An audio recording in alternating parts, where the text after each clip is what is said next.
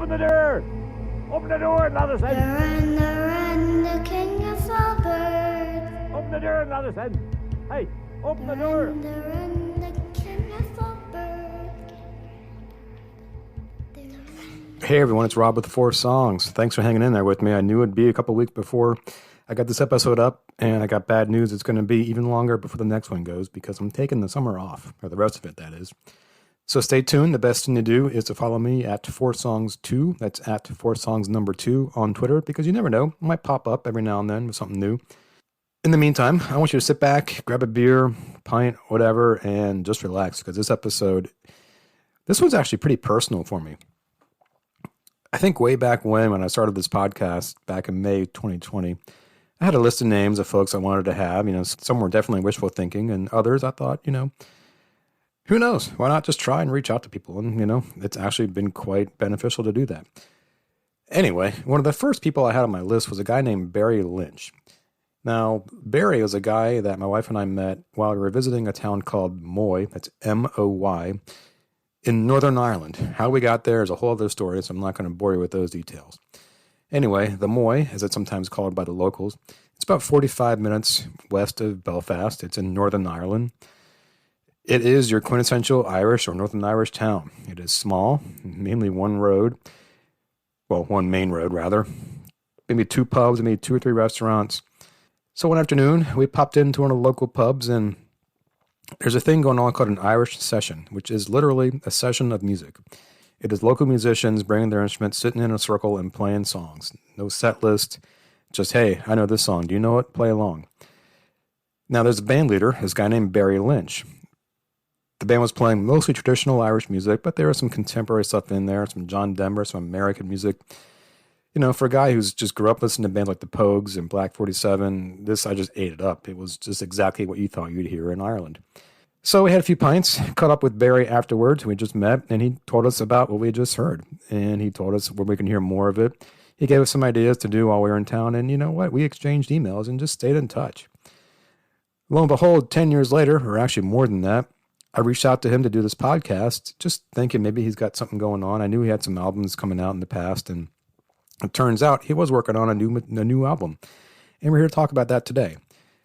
Now, I got to tell you, this is not your traditional, it is traditional music, but it is not like the Pogues or Black 47. I mean, it is Irish music to the core. But the theme and the concept behind this album is unlike anything I'd ever really heard before. Mummer's music dates back to the pagan era. So before St. Patrick, before any of the Catholicism took over Ireland. What it is a group of musicians dressed up in straw masks, playing different characters in basically a play. They go to different houses, knock on doors, and if you let them in, they will sit there and play their play, basically, in front of you. Different musicians playing different characters. So really what you're about to listen to is as old as time itself. It is an amazing, impeccable album that I got to tell you can't listen to it in snippets, which is unfortunate for this show because that's what I do is I play snippets. We talk about 4 songs in particular: The Wren, What Put the Blood, St. Brendan, and King Puck. But you got to listen to this thing from beginning to end. The Armagh Rhymers, that's spelled A-R-M-A-G-H,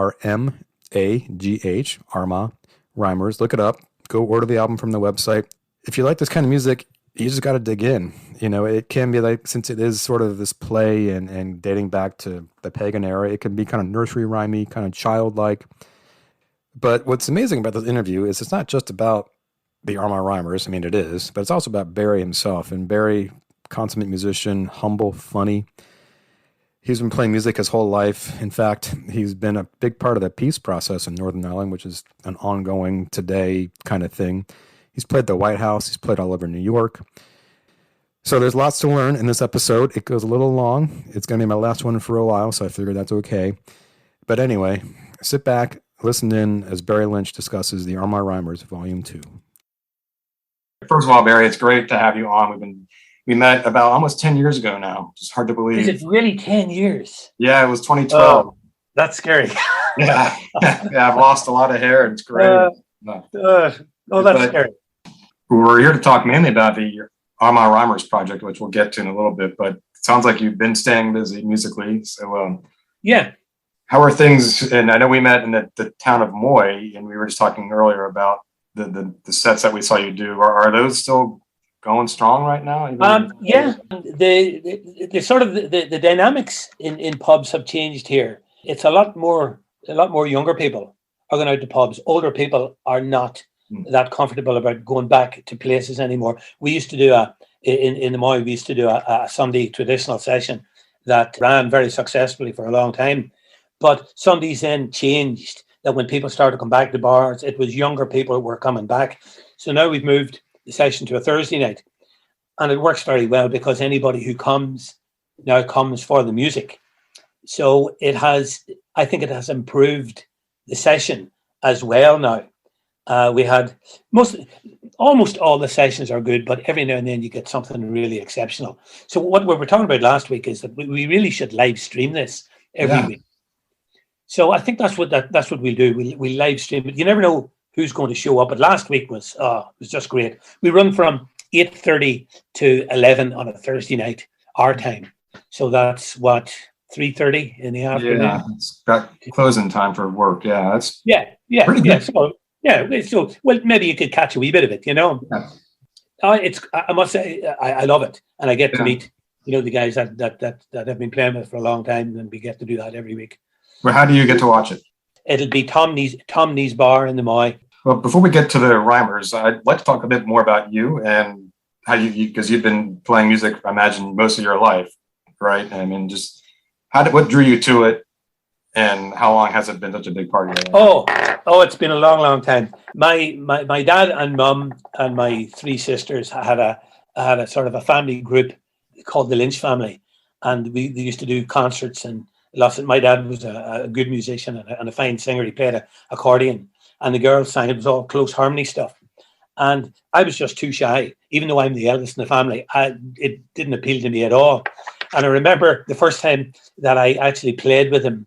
I had been learning the guitar myself, and that friend of mine, unfortunately, who died during the COVID thing.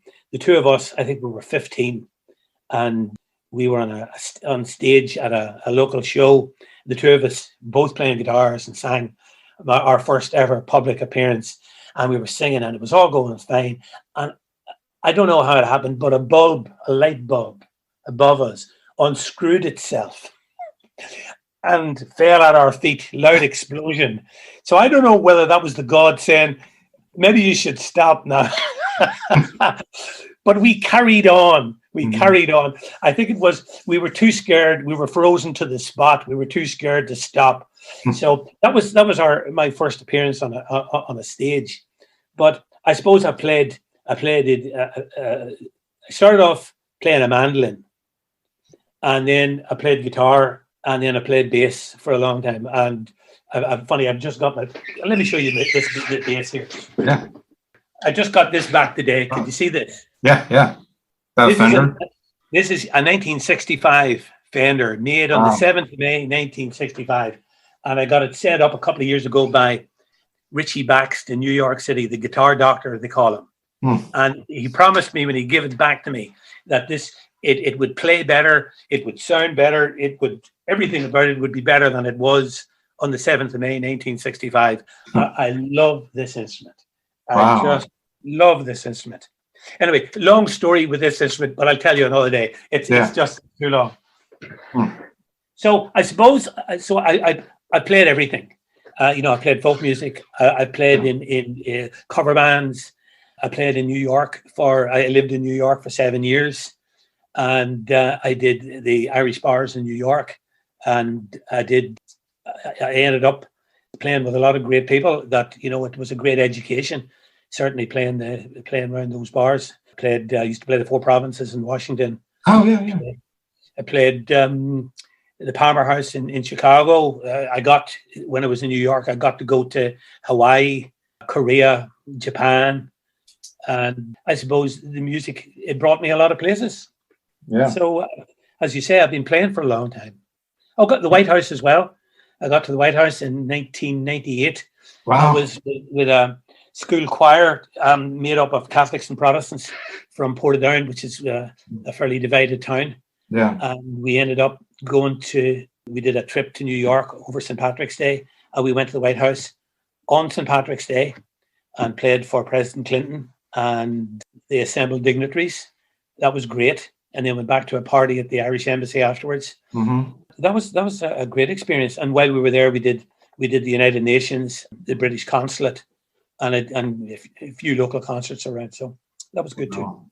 Well, so we're here to talk about the Armagh Rhymers, and there's a new album coming out, release date to be determined. But it's volume 2, so this is the second official album. So can you just give us a bit of background about the band itself? And then I know not everyone who's going to be listening to this is going to be familiar with the Mummers plays in general. So if you can, I guess 2 questions. You have first a little bit of background about the band, and then just how the style of music that it is. It's not it's traditional, but it's very, the Mummers angle is unique, I think. So this is and the album itself, I think it definitely it's hard to categorize.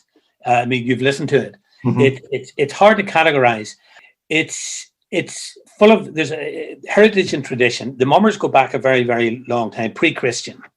The Mummers would have been called by different names: Straw Boys, Rain Boys, Mummers, Rhymers.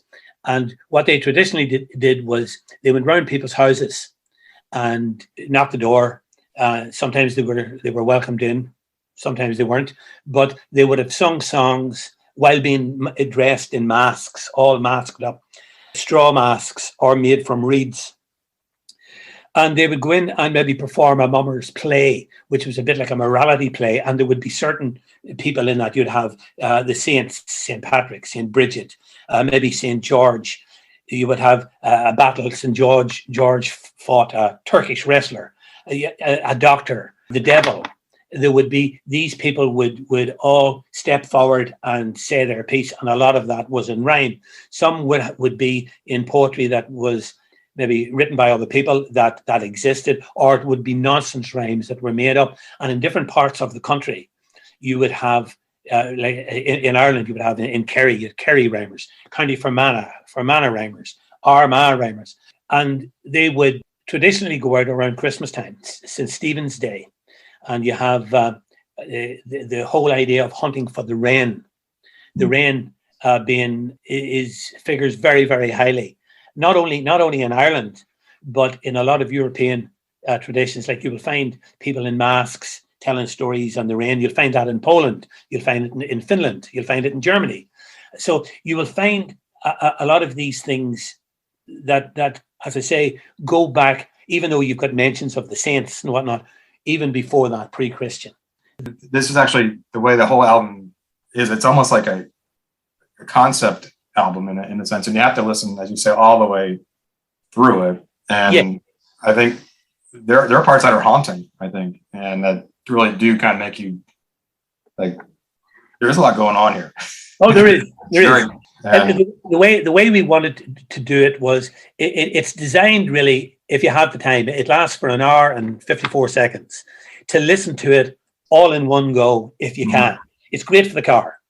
You know, if you're driving along and it starts, and it's designed, and the way it will be set up when you get to listen to it is that one track will run into the next track. There are 16 tracks. If you had this on CD, you could choose to play any one track you want.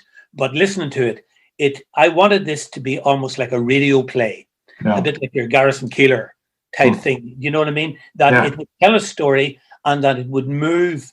It would move. So the whole thing is a story. It's like a mummer, a whole mummer play. It is a story with the traditional characters in it, but that it moves along in a certain plane, and there is a beginning, a middle, and an end. And I think that I know that people, friends of mine who have listened to it, have said that it was sort of you get to the end and it's almost like, wow, what was that? What happened? What happened? And then when they listen to it again, they'll get more out of it. You know, there's a whole lot in there. Right. Yeah. I mean, to me, how did you set the stage for all that? Because especially in recording this in COVID times when you probably had to be very careful. Very difficult. People were coming and going. Yeah. The Armagh Rhymers have been together for 47 years. And the guy who sort of brought back the tradition, if you like. Dara Vallely from Armagh, fine musician, but also celebrated artist, as his brother J.B. Vallely would be very well known. Also related to Killian Vallely, a pipe player who would be extremely well known as well. Dara is steeped in that tradition, so he basically came up with most of the material for it, and then he sort of said to me, "Look, here, can you put this together and turn this into an album?" So, which was no pressure at all. No pressure at all. So we set out to make the album, and then every now and then, I'd have a track finished or nearly finished, and I'd say, "Dara, I'm going to send you this track and tell me what you think of it." And he'd say, "I don't want to hear it. Don't send it to me. I don't want to. I want to hear it when it's finished. Just let me hear it when it's finished." So when the album was finished, so he came in, to do concertina bits or to do some of the poetry bits or Boron or whatever. Came in and did his bits, and then away he went again. And then at the end, when he came to listen to it, I didn't realize how nervous I was. Whenever we put it on for him to listen to, he made himself comfortable in a chair, and he sat back and closed his eyes and listened to it. And I know every note on it, but I'm not listening to that. I'm watching him for some sort of sign. Do you like this? And I thought that maybe what was going to happen would be at the end, he'd say, "Look, it's a fine album. It's obvious you put a lot of work into this, but it's not the Rhymers." And I was really, really fearful of that. So he got to the end, and he really didn't say too much. And he said, no, he sort of shook his head and he said, "There's a lot in there. There's a lot to think about." And that was basically it. And then he was gone. And then I was on the way home in the car, coming back from the studio, and my phone rang, and it was him. And he says, "I'm just talking to Anne." That's his wife. She's on it as well. And he says, "We were just talking here." And he says, "Do you know what that album needs?" And I said, "No, but tell me, because now we can fix it. Hasn't been put to bed yet." He says, "Absolutely nothing." Oh. Yeah. Wow. He said, I absolutely love it. He said, "I just, the whole feeling, it has captured that."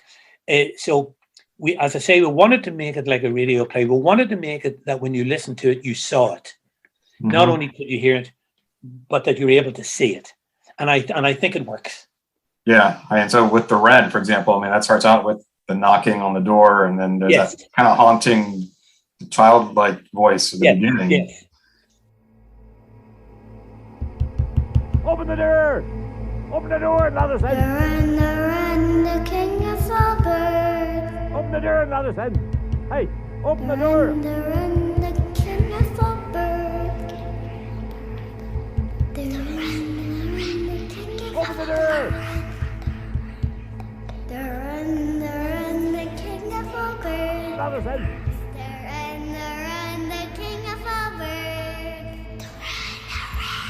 The Wren, the king of all birds. The Wren, the king of all birds. Why the Wren? Well, the Wren comes in Aesop's tales that go back a long, long time. The Wren is considered the king of the birds. I'm sure you know that, or your audience would know that Aesop fable. The birds all got together and they're trying to decide who's the king of the birds. And various birds put through or stand up and say, "Well, I should be king," like the pelican. My beak holds more than my belly can. It's various birds, fast, but you had the kestrels, very fast, hunter harriet, hawks, very fast, all that.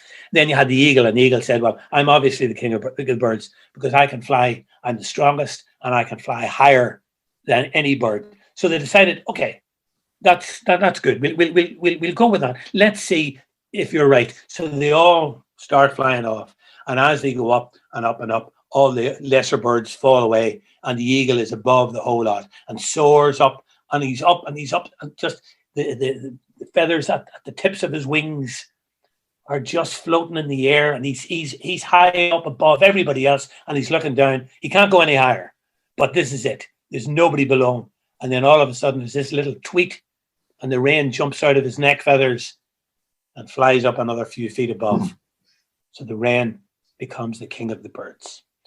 And so that's the wren is very popular in, as I said, in a lot of different cultures. The wren in Irish is called droline, and that's the word for wren. And droline means the druid's bird. So again, this was wisdom and whatnot. And then there are people who think Stephen's Day. Stephen's Day is what we call is Boxing Day, 26th of December, the day after Christmas.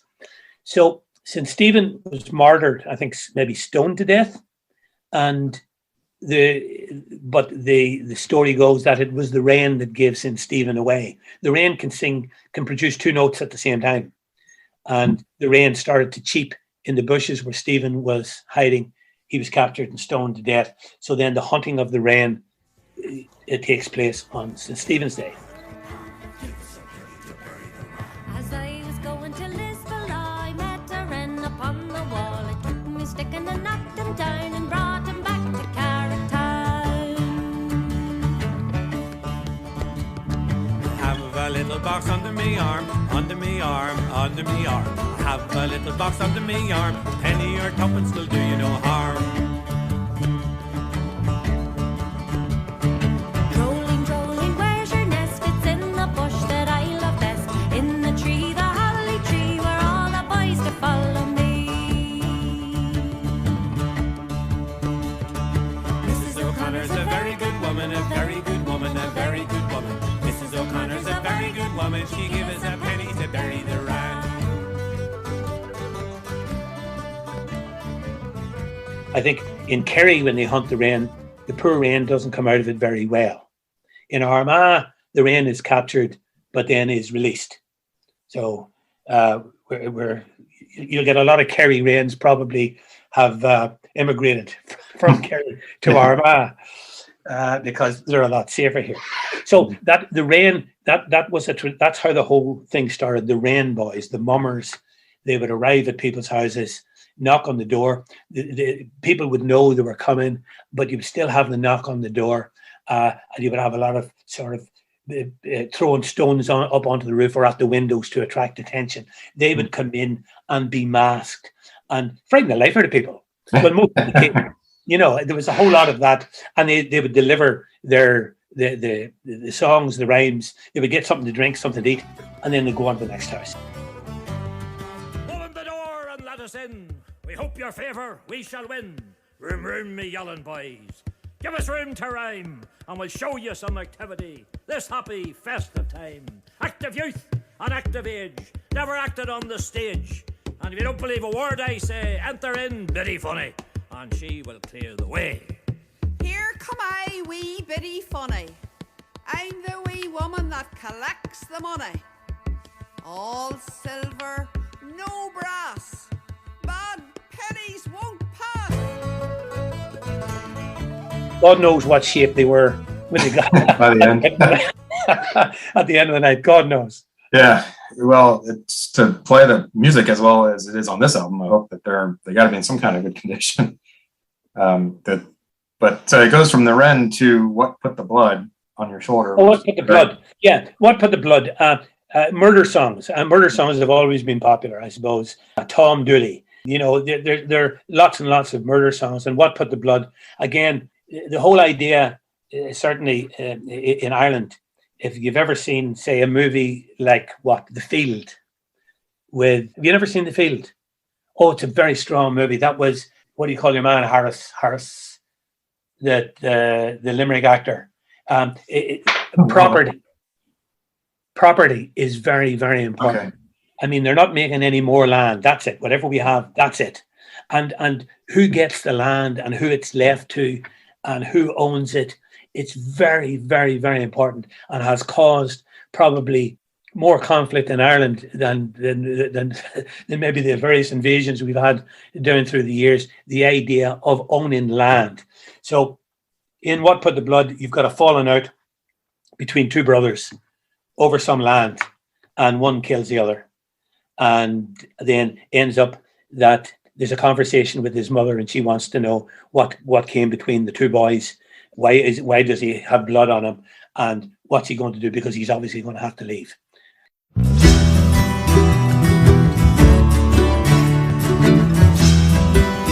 God made man and man made money. God made the bees and the bees made honey. God made the herd to run through the grass, but the devil made the greyhound to catch him by the ass. Where have you been all the summer's day? Son, come tell it unto me. I've been fishing and a fowling the whole afternoon. Mama, pardon me. Mama, pardon me. We did this song in New Orleans just before the whole lockdown. That was in February. We were in New Orleans, and there's a part of the song. I don't know if you remember it, but you hear a knife in it. Yeah. It's that again. We did this live in New Orleans, and we were in this massive big hotel, and we were doing sort of these showcase things. And Annie Callahan, who sings in that song, she pulled out these two carving knives. I was playing the bouzouki, and it was what put the blood, and you had that, and that was like we were using that for percussion. I was saying to her, people loved it. The whole idea of the murder song and the knives and whatnot. It became very visual, and I think Rhymers music, it is a visual thing. But when we arrived at the hotel, as we were going in, I was saying, Annie, you need to be careful bringing those knives in here. They've got security on the door there. What are you going to tell them? So she said, well, I'll just tell them we're going to use it in a song. And I said, and they're going to say, of course, yeah, sure, everybody uses knives. Of course. So she said, well, I'll think of something if they stop me. So as we were going in, the security guards were just looking at in various people's bags and whatnot. She came in, and the guy said to her, do you mind if I have a look in your bag, man? And then he turned around to somebody else, and he was looking in that bag. And as he did, she dropped the knives on the floor. And it's sort of marble floor. And it was almost like, I don't know how loud it actually was, but to me, it sounded like an explosion. And her hands flew up. She bent down, picked up the knives, put them around in the bag. I don't know whether he didn't hear it or whatever, but he turned around and he said, that's okay, man, that's okay. And on she went. I thought, okay. I thought to myself, I hope he's checking the other bags coming in better when he checked this one. But anyway, it's a very long explanation. It's a murder song, and again, highlights the importance of land. Mm-hmm.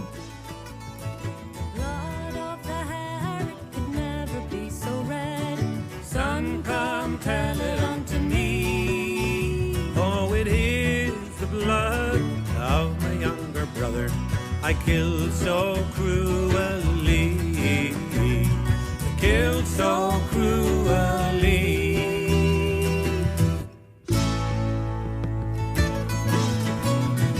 What came between you and your brother? Son, come tell it unto me.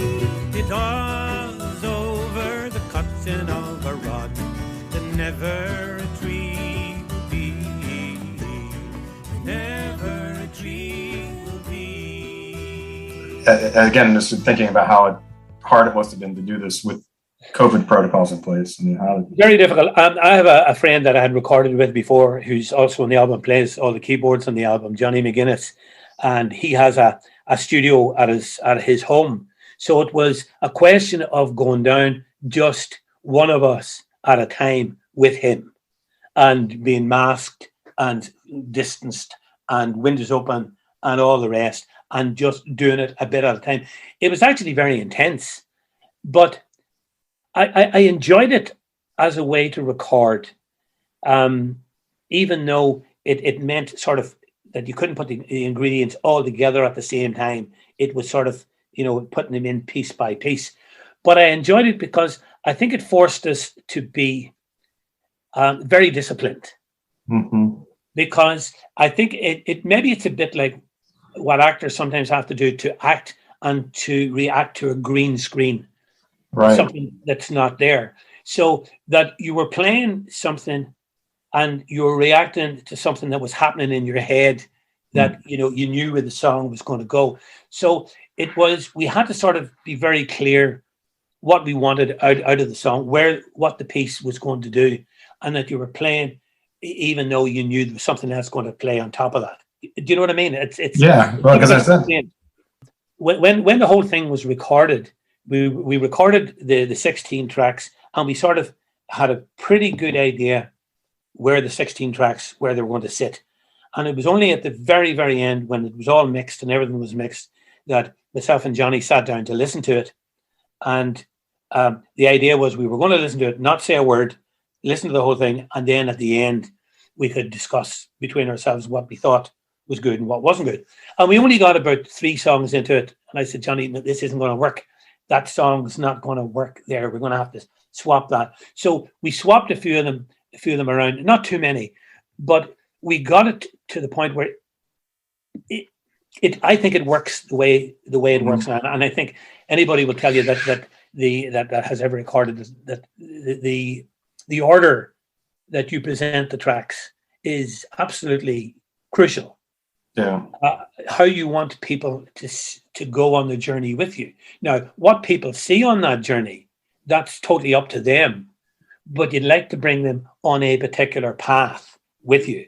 And if they see something different to you at the end of that, that's great. You know, if somebody makes a connection, that's absolutely brilliant. Yeah, well, I think a lot of people will. I mean, I'm thinking about St. Brendan too, and where is that on the journey? Because this is a journey song. It seems like it's like a sea change. Yeah. Well, St. Brendan was well known as St. Brendan the Navigator, and there is evidence and a learned body of thought that says that St. Brendan discovered America. Here am I, St. Brendan, the navigator. It was the fairest, the sweetest scene, the freshest, sunniest, smiling land that e'er held o'er the waves its arms of sheltering green onto the sea in the storm-vexed mariner. No barren waste its gentle bosom scarred, nor suns that burn, nor breezes winged with ice, nor jagged rocks, nature's grey ruins, marred the perfect features of that paradise. And if you don't believe what I say, sure, here's a wee song.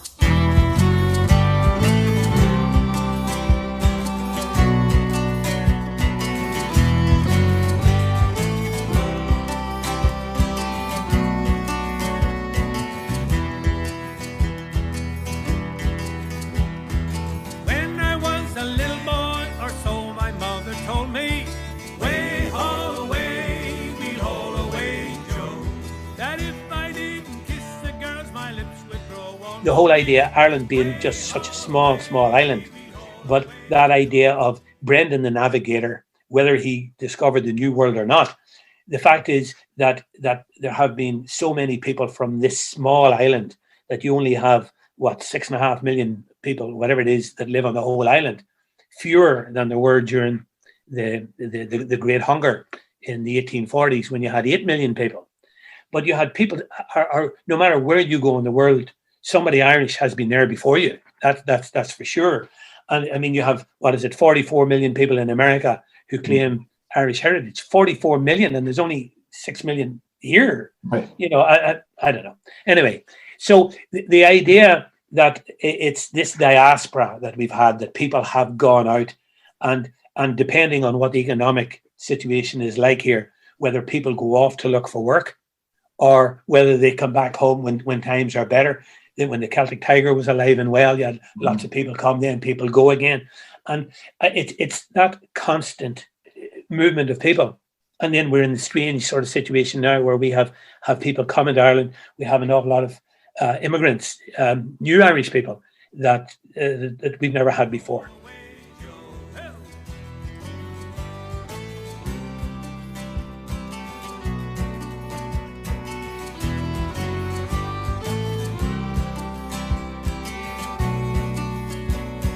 Once I had an Irish girl, but she was fat and lazy. Way haul away, we'll haul away, Joe. Then I had a Scottish girl, she damn near drove me crazy. Way haul away, we'll haul away, Joe. Hey ho, haul away, we're bound for better weather. Way haul away, we'll haul away, Joe. Hey ho, haul away, the good ship can use this song as an example because it's a lot of the other songs. There is this kind of spoken word to introduce the character to start. So can you just kind of walk through how that works? Is it just each character gets kind of a song? And then, yes. Okay. Or it could be a song, or it could be a piece of poetry. And in the way the rhymers always worked was, you'd finish your song, you go, and as St. Brendan, if you don't believe a word I say, enter in St. Bridget, and she'll clear the way.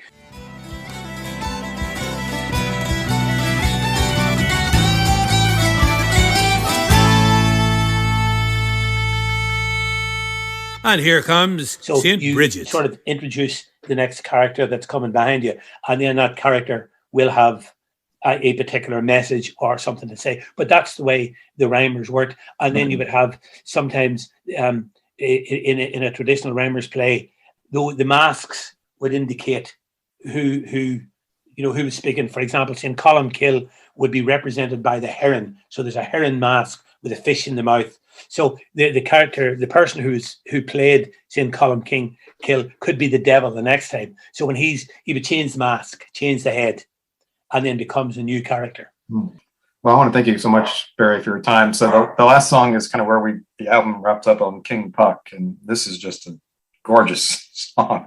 Yeah, King Puck. Puck. It comes from the Irish word poc, P-O-C, which means a male goat.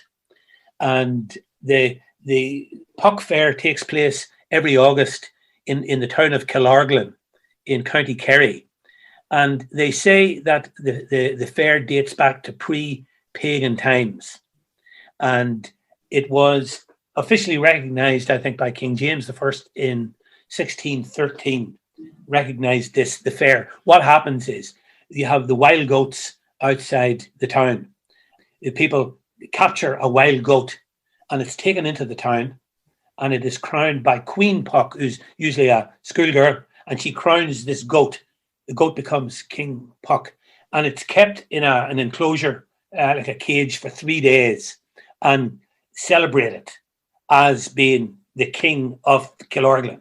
The fair, the first day is like a horse fair, the second day is cattle, and you have a lot of people, a lot of traditional music, a lot of stuff going on. Have you ever heard of Lunasa?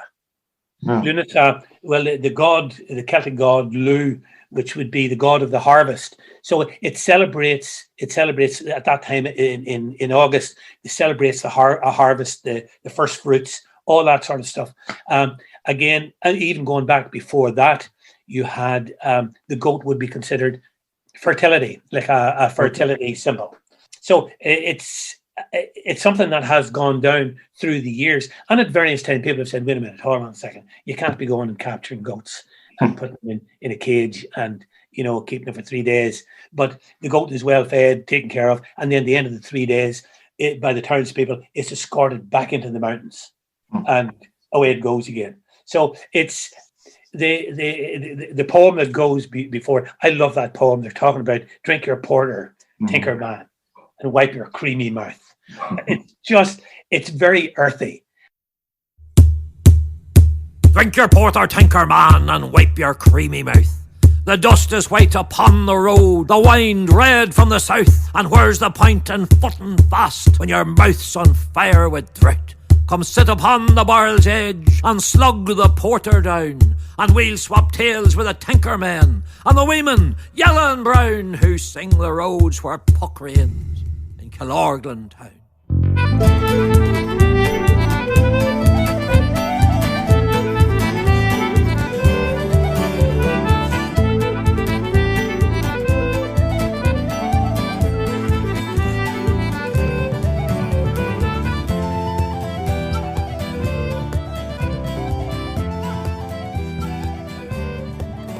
And I suppose in keeping with the whole album, I want you to see that man with a pint of stout and wiping his mouth and sort of funny, that's one of my favorite tracks on it too. I love that track.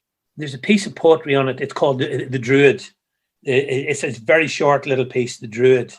And whenever you listen to that, I'm playing a tin whistle behind the spoken word, and you'll hear a sort of a drone and the whistle, which we just sort of composed for this. But you'll also hear the sound of water and birds and whatnot. That was recorded. That's the River Quoil, in County Down, near the place where St. Patrick is said to be buried. So we thought that was a nice wee touch to actually go out and stand, by the side of the river with a recorder and get that actual river, those actual birds from where St. Patrick was buried. And I don't know, anytime I listen to that track and I'm hearing that water, it just makes me smile because I know where it is. I know where the place is.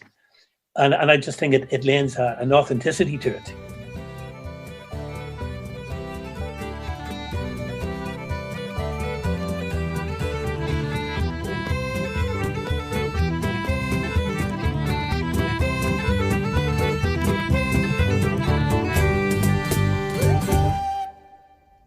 The door's on the latch, the turf burns red. Turn low the lamp and go to bed. For on this night, them that's away will be back again out of the clay. They'll come in the dark to the warm turf, from the cold sack and the sea surf. And you, my love, can breathe a prayer for the waking dead that's gathered there. But ere it comes to the break of day, tread softly, or they'll slip away. When morning comes, you'll rise from bed and find on the hearth the turf still red and creepy, and tongs, and stool, and chair be all the way you left them there. But you'll draw the blind with a touch of fear, for you'll know in your heart there are strangers here. Peace be with each wandering guest, God be with them, and give them rest.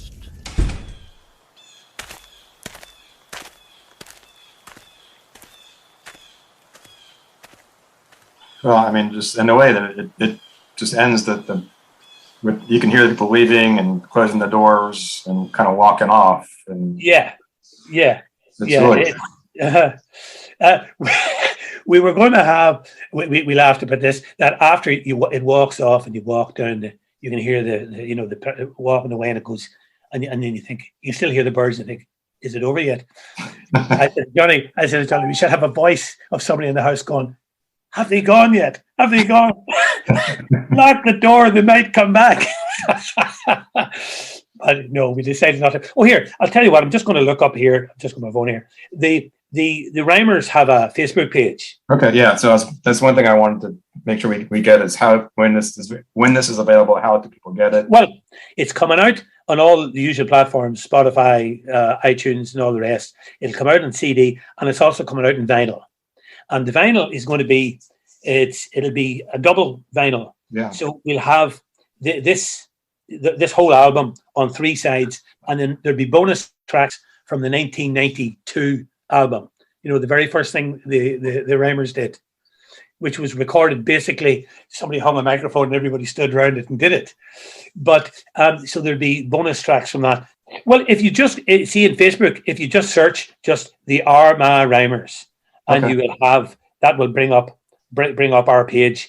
There's a lot of videos on it. We actually did quite a number of TV things, believe it or not, during the lockdown. Do you get an English program over there called the Antique Roadshow? Yeah. Well, we get the American version of it. But... the first version, the English version, that has 26 million viewers. We recorded that, and they did a good piece on it. So it's not out yet, but that will be out at some stage. But we've done a fair bit of stuff and you'll see some of that just on the Facebook page, the Armagh Rhymers, and that will lead you to other links. Okay, might be useful. Well, thank you so much, Barry, for giving me so much of your time. I can see that the sky's gotten dark. So yes, it has a dark idea, yeah, and it's starting to rain a wee bit. There's a surprise. Rain in Ireland. Yeah, right. Yeah. Well, this has been a pleasure for me, so I want to thank you. Not at all. You're very welcome. You're very welcome. So I want to thank Barry again for giving me so much of his time, and go look him up at the armaghrhymers.com. That's ARMAGH ArmaghRhymers.com. They got a Facebook page. You can find them on Twitter. Get this album. It's a doozy. It is a hell of a listen. It's just storytelling at its best with some incredible music to back it up. So again, check it out, ArmaghRhymers.com. Thank you for listening. It'll be a little while before my next one, so stay tuned. Find me on Twitter at 4songs2 or subscribe to this podcast and you won't miss anything. Alrighty, take care. Thank you for listening.